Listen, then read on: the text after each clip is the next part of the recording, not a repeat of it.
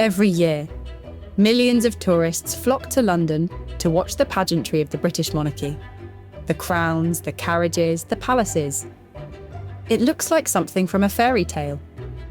But behind the gold and ceremony lies one of the world's most successful constitutional arrangements. How does a 1,000-year-old institution actually function in a modern democracy? Who holds the real power? And why does Britain still have a king in 2026? Today, we're going behind the velvet curtain to understand how the United Kingdom's monarchy really works. The United Kingdom is a constitutional monarchy. This means the monarch is the head of state, but not the head of government.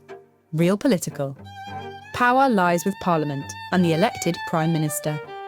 The king reigns, but he does not rule.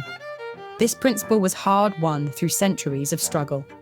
From the divine right of kings claimed by the Stuarts, through the English Civil War and the execution of Charles I in 1649, to the Glorious Revolution of 1688, Britain gradually shifted power away from the monarch toward Parliament.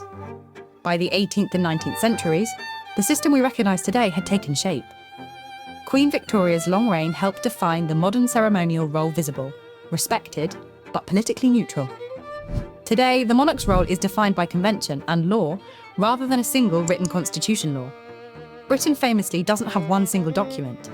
Instead, it relies on statutes, common law, and unwritten constitutional conventions.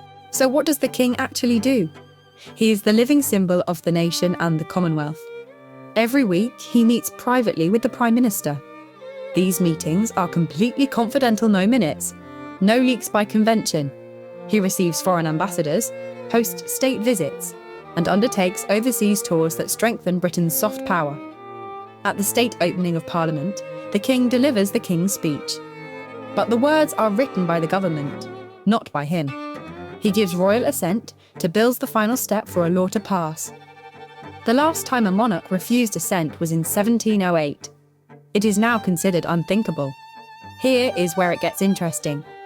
The monarch retains reserve powers for constitutional crises. These include appointing a Prime Minister, dissolving Parliament, refusing a Prime Minister's request in extreme circumstances.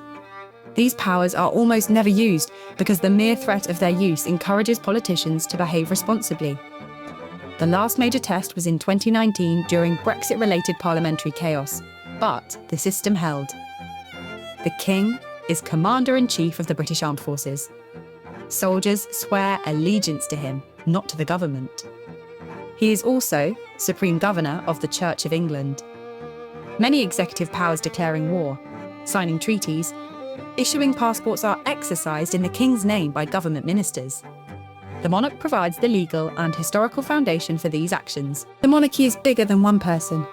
It is an institution supported by the wider royal family, often called the Firm. Succession is governed by the Succession to the Crown Act 2013. Absolute primogeniture and removal of the disqualification for marrying a Roman Catholic. King Charles III, William, Prince of Wales. Prince George, Princess Charlotte, Prince Louis, and so on. The sovereign grant currently around £86 on 100 million per year, depending on the period fund's official duties, palace maintenance, and royal travel. This money comes from the profits of the Crown estate, which belongs to the Crown, not the King personally. The King surrenders these profits to the government and receives a percentage back. Personal wealth is separate and funds private expenses. The monarchy survives because it has adapted. Public opinion remains broadly supportive in Britain, though it varies by age and region. The institution has weathered scandals, divorces, and the death of Queen Elizabeth II with remarkable resilience. Critics argue it is undemocratic, expensive, and outdated. Supporters point to its role in stability, tourism, and national identity.